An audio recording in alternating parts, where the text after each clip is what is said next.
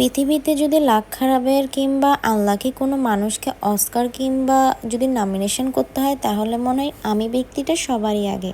কারণ হচ্ছে আমার কোনো কাজই একবারই হয় না, সবসময় একটা না একটা আকাম ঘটেই থাকে। সেদিন চলে গিয়েছিলাম খুলশী শপিং মলে, নতুন একটা ফোন কিনছিলাম, ওইটা জাস্ট একটু প্রোটেক্টর লাগাতে। বাট প্রোটেক্টর যিনি লাগাচ্ছিল উনি এমন বিহেভিয়ার করতেছিল যেন উনি কখনো লাগায়নি।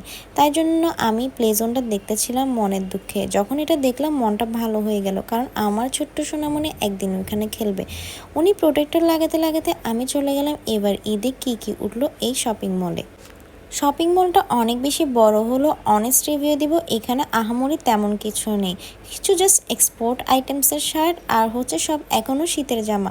বাট শীতকাল তো চলেই গেছে, চারিদিকে জামা ছিল বাট তেমন আমার কোয়ালিটি ভালো লাগেনি। যেমন বলি এই লেহেঙ্গাগুলোর কথা কিংবা গর্জিয়াস কাপড়, এগুলো দেখতে লাগতেছিল অনেক ওল্ড ভার্সন। তারপর আমি আবার চলে গেলাম, দেখলাম বাপ মেয়ে কি করতেছে দেখতেছি না, ওরা এখনও প্রোটেক্টর লাগাচ্ছিল।